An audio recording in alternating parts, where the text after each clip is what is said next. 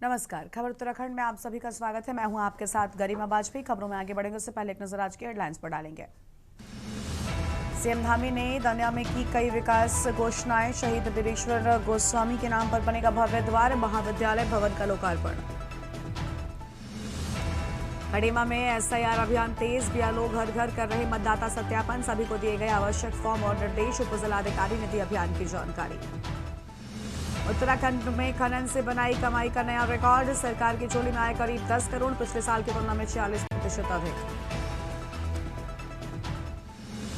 उत्तराखंड में शुरू हुई देवभूमि परिवार योजना। हर परिवार को मिलेगी यूनिक आईडी। 15 साल पुराने निवासियों की होगी पहचान। हेमकुंड यात्रा के दौरान तनाव, गुरुद्वारे में बवाल के बाद प्रशासन अलर्ट। कर्णप्रयाग में 27 जून तक धारा 163 लागू। मानसून से पहले गर्मी दिखाएगी तेवर, सामान्य से ऊपर रहेगा पारा। मैदानी इलाकों में बढ़ेगी गर्मी।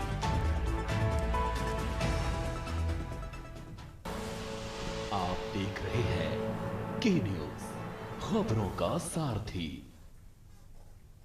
हल्द्वानी नगर निगम के वार्ड नंबर 9 की सियासत एक बार फिर से गर्मा गई है। जिला एवं सत्र न्यायालय द्वारा पार्षद राजेंद्र जीना का निर्वाचन निरस्त किए जाने के बाद अब मामला उच्च न्यायालय तक पहुंचने की तैयारी में है। राज्य आंदोलनकारी और पूर्व प्रत्याशी ललित जोशी ने कहा कि वो न्यायालय के फैसले का सम्मान करते हैं, लेकिन चुनाव आयोग की कार्यप्रणाली पर सवाल उठाते हुए आरोप लगाया कि चुनाव में मनमानी की गई। उन्होंने कहा उनके चुनाव में भी आयोग ने जी भरकर मनमानी की थी और इस मामले में भी ऐसी ही स्थिति देखने को मिल रही है। इसलिए वो इस मामले को आगे की अदालत में ले जाएंगे, क्योंकि न्याय पाने का अधिकार सभी को है। वहीं पार्षद राजेंद्र जीना ने कहा उनके खिलाफ दर्ज हो चुके मुकदमे इतने बड़े नहीं थे और उनके अनुसार त्रिवेंद्र सिंह रावत सरकार के दौरान उनके खिलाफ दर्ज सभी मुकदमे वापस हो चुके थे।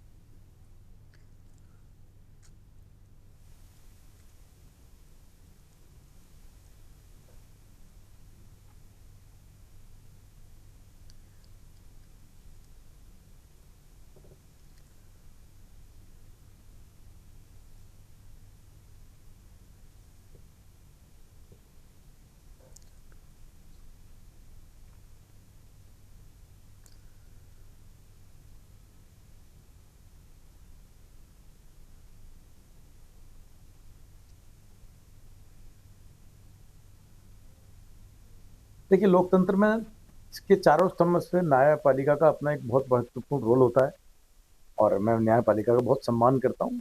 लेकिन न्यायपालिका ने आज जो आदेश दिया है, तो क्योंकि सीनियर कोर्ट में वो जाएंगे, लेकिन मुझे बड़ा आश्चर्य और अचंभित हूँ मैं इस बात को लेकर के कि एक ऐसे केस जो कि कोरोना काल पर कोई एक केस था और उस केस को आधार बना करके अगर कोई चीज रद्द कर दी जाती है, वो भी एक चुने गए पार्षद को डिबार कर दिया जाता है और साथ ही साथ उनको भी बोल दिया जाता है कि साहब को आगे चुनाव नहीं लड़ पाएंगे आप। ये परसों 5:30 बजे डिस्ट्रिक्ट जज कोर्ट का फैसला आया और उसमें जो फैसला आया वो हमारे खिलाफ आया है। सिर्फ इस बिंदु को लेके कि आपके खिलाफ जो कोरोना काल में जो केस थे उन मामलों को आपने छिपाया है। और तो हम ये कहना चाह रहे हैं कि 2023 त्रिवेंद्र रावत सरकार में ये सारे मामले जो कोरोना काल के जो केस हमारे पर जनहित के मुद्दों में लगे थे। उत्तराखंड में मौसम ने करवट लेना शुरू कर दिया है। मौसम विभाग ने देहरादून समेत प्रदेश के 8 जिलों के लिए येलो अलर्ट जारी किया है। विभाग के अनुसार उत्तरकाशी, चमोली, रुद्रप्रयाग, बागेश्वर, नैनीताल और पिथौरागढ़ जिलों में बारिश की संभावना बनी हुई है। मौसम विभाग ने चेतावनी दी है कि कई क्षेत्रों में 40 से 50 किलोमीटर प्रति घंटे की रफ्तार से तेज हवाएं चल सकती हैं। इसके साथ ही गर्जन और आकाशीय बिजली गिरने की भी आशंका जताई गई है। लोगों को खराब मौसम के दौरान खुले स्थानों और ऊंचे क्षेत्रों में सावधानी बरतने की सलाह दी गई है।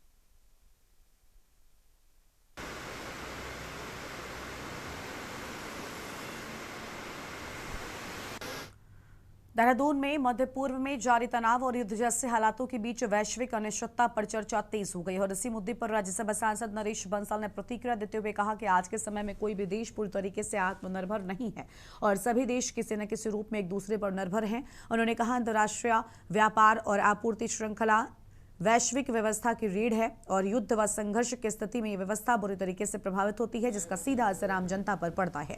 सांसद ने कहा कि ऐसे हालातों में आर्थिक अस्थिरता बढ़ती है और आवश्यक वस्तुओं की आपूर्ति भी बाधित हो सकती है।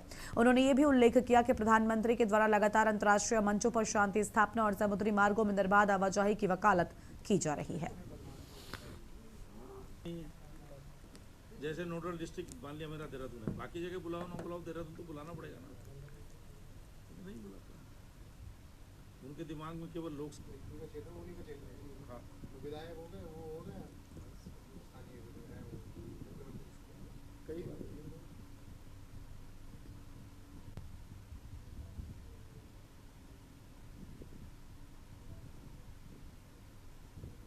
करते तो हैं बदमाशी नहीं है। जैसे नोडल डिस्ट्रिक्ट मान लिया मेरा देहरादून है, बाकी जगह बुलाओ ना बुलाओ, देहरादून तो बुलाना पड़ेगा ना, नहीं बुलाते। उनके दिमाग में केवल लोग हाँ। विधायक हो गए, वो हो गए स्थानीय कई बार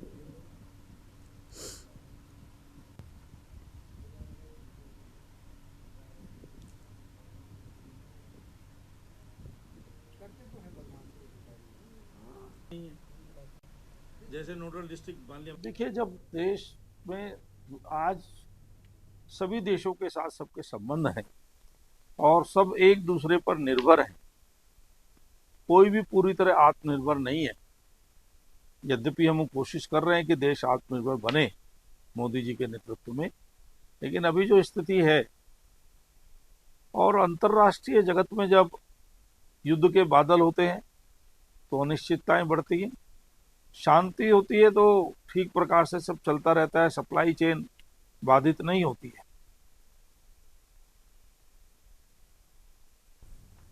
प्रदेश में विशेष गहन पुनरीक्षण अभियान चल रहा है। राज्य निर्वाचन आयोग राजनीतिक दलों के साथ समन्वय बनाकर कार्य कर रहा है। साथ ही आयोग के द्वारा राजनीतिक दलों को बीएलए नियुक्त करने के निर्देश भी दिए गए हैं। वहीं भाजपा प्रदेश महामंत्री कुंदन परिहार ने बताया कि उत्तराखंड में पार्टी के कुल 11,733 बूथ हैं। इनमें से करीब 11,600 बूथों पर बूथ कमेटियों का गठन हो चुका है और बीएलए 2 की नियुक्ति भी कर दी गई है। परिवार ने कहा कि शेष बूथों पर भी जल्द ही कमेटी गठन और बीएलए 2 की नियुक्ति कर दी जाएगी। उन्होंने कहा एसआईआर अभियान अभी गतिमान है। भारत निर्वाचन आयोग या राज्य निर्वाचन आयोग से जो भी गाइडलाइन आएगी, भाजपा जिम्मेदार पार्टी होने के नाते उसका पूरा अनुपालन करेगी।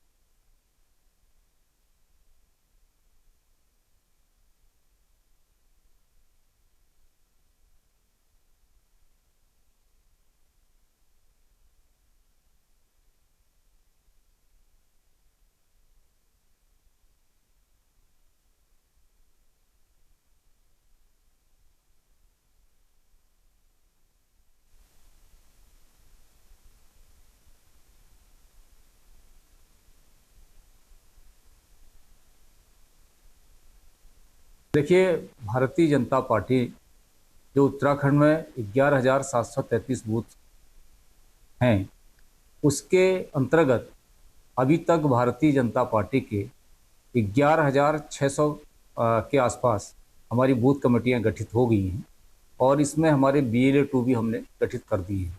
जिन बूथों में हमारे अभी तक बूथ कमेटी गठन नहीं हुआ है, उन बूथ कमेटियों में भी हम शीघ्र उनका गठन करेंगे और वहाँ पर बीएलए 2 की भी नियुक्ति हम लोग कर लेंगे।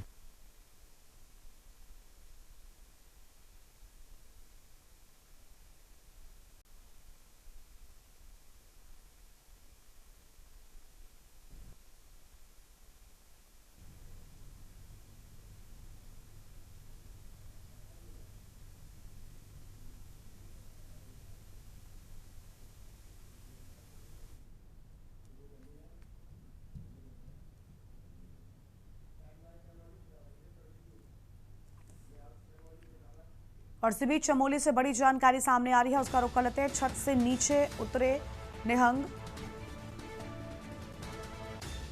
नगरासू गुरुद्वारा संकट खत्म, बड़ी जानकारी आपको बता रहे हैं। वीडियो जारी कर बताई पूरी बात। अहम खबर आपको बता दें, बोले गुरुद्वारा वालों से हो गया था विवाद।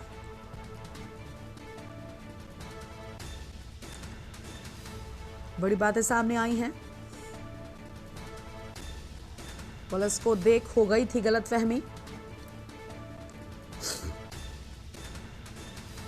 जिलाधिकारी विशाल मिश्रा का आया बयान। गुरुद्वारे में सुचारू रूप से चल रही है अरदास।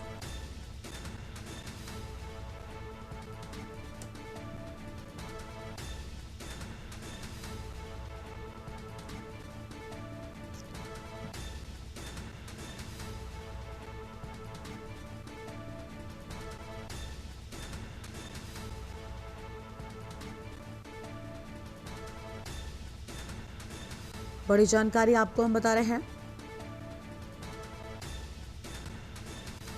गुरुद्वारा वालों से हो गया था विवाद, अहम बातें सामने आई हैं। छत से नीचे उतरे निहंग, पुलिस को देख गलतफहमी होने की बात कही।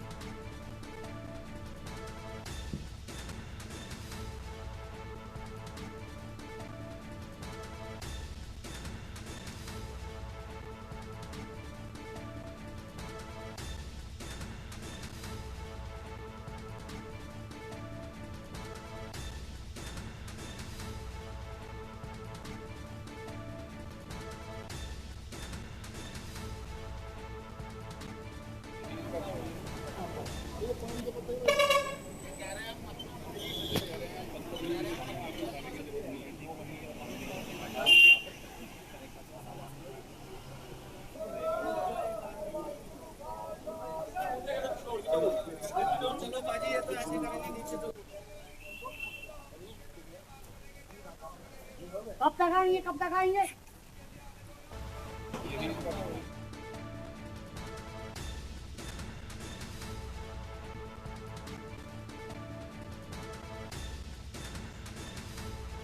चमोली से खबर, छत से नीचे उतरे निहंग, बड़ी जानकारी आपको हम बता रहे हैं।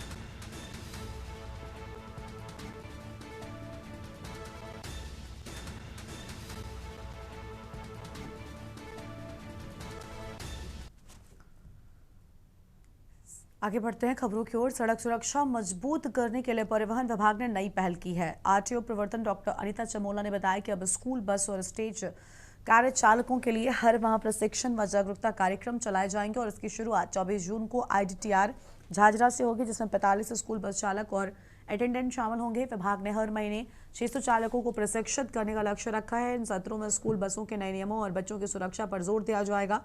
साथ ही सभी चालकों को फर्स्ट रिस्पॉन्डर ट्रेनिंग भी दी जाएगी ताकि हादसे के वक्त तो तुरंत मदद कर सके। डॉक्टर चमोला ने कहा सभी प्रशिक्षण पूरी तरीके से निःशुल्क है। मकसद सुदूरवर्ती और इंटीरियर रूटों पर भी नियमों का कड़ाई से पालन कराना है।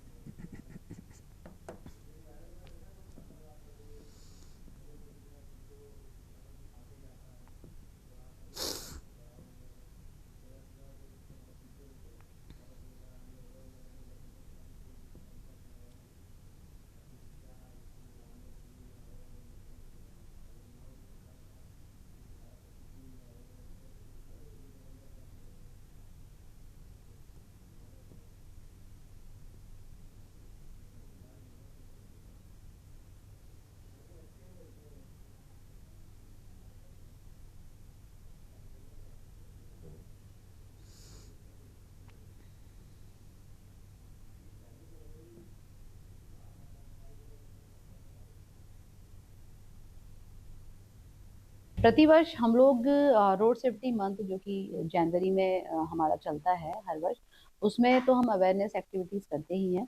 लेकिन इस साल के लिए इस वर्ष हमने हर जॉनर को, जिसमें कि ड्राइवर्स हैं, स्कूल के और कॉलेजेस के स्टूडेंट्स हैं और आम नागरिक भी हैं, तो इनको लेकर हम डिफरेंट सेगमेंट्स में ट्रेनिंग एंड अवेयरनेस प्रोग्राम हमने एक शेड्यूल बनाया है अपने देहरादून जनपद के लिए, जिसमें सबसे पहले जितने भी स्कूल बसेस में या स्कूल वैन्स में जो चालक है या अटेंडेंट्स हैं,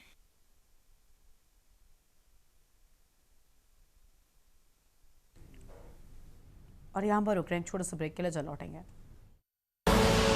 आप देख रहे हैं के न्यूज खबरों। ब्रेक के बाद आप सभी का स्वागत है। रुक करते हैं खबरों की ओर। मानसून में जलभराव की आशंका को देखते हुए अग्निशमन विभाग अलर्ट मोड पर है। मुख्य अग्निशमन अधिकारी अभिनव त्यागी ने बताया, विभाग आपात स्थिति में जनता को तुरंत सहायता देने को तैयार है। सीएफओ त्यागी ने कहा, जलभराव में विभाग के पोर्टेबल पंप बेहद कारगर हैं। दमकल विभाग फर्स्ट रेस्पॉन्डर की भूमिका में है और रिस्पॉन्स टाइम बेहद कम है ताकि न्यूनतम समय में मौके पर पहुंचा जा सके।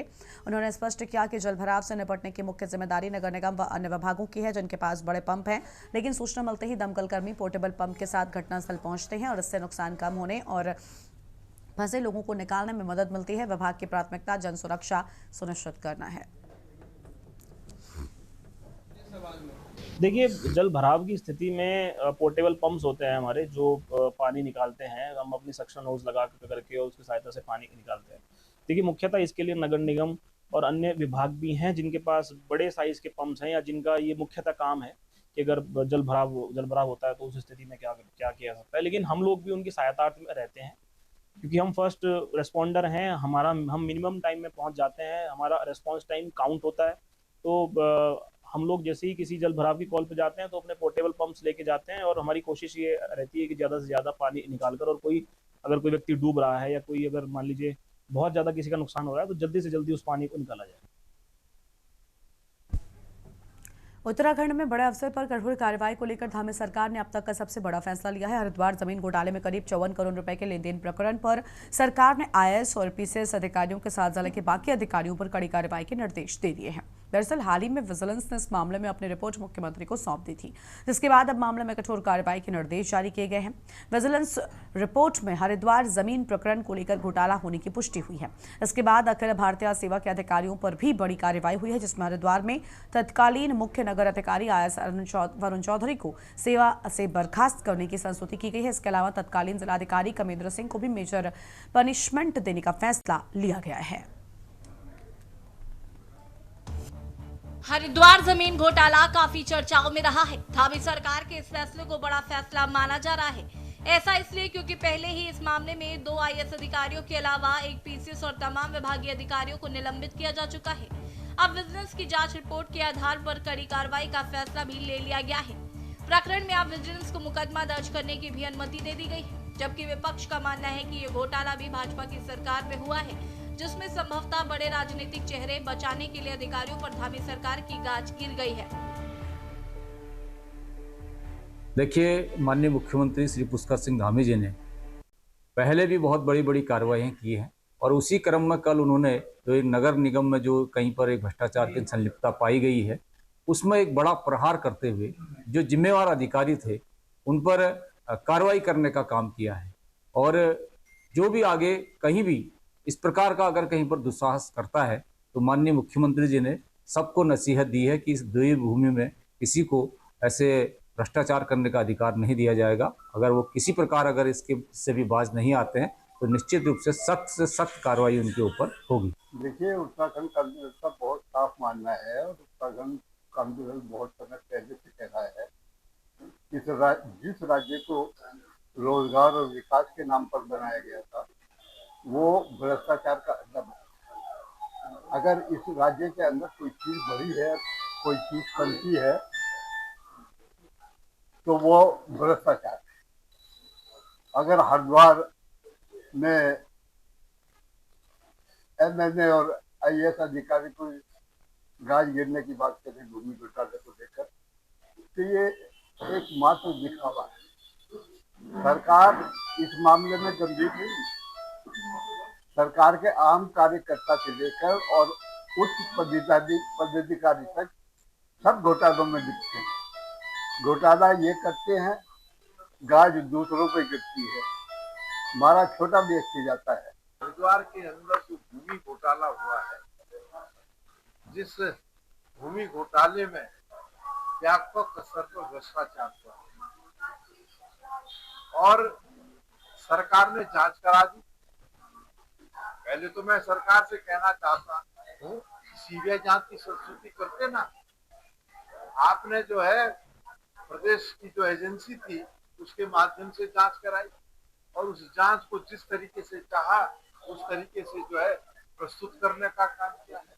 अब ये देखने वाली बात ये है कि जिन लोगों पर कार्रवाई हुई है वो बताएं कि अगर इसमें कोई और भी सम्मिलित है, कोई सफेद पोश है, उसको उजागर करने का काम।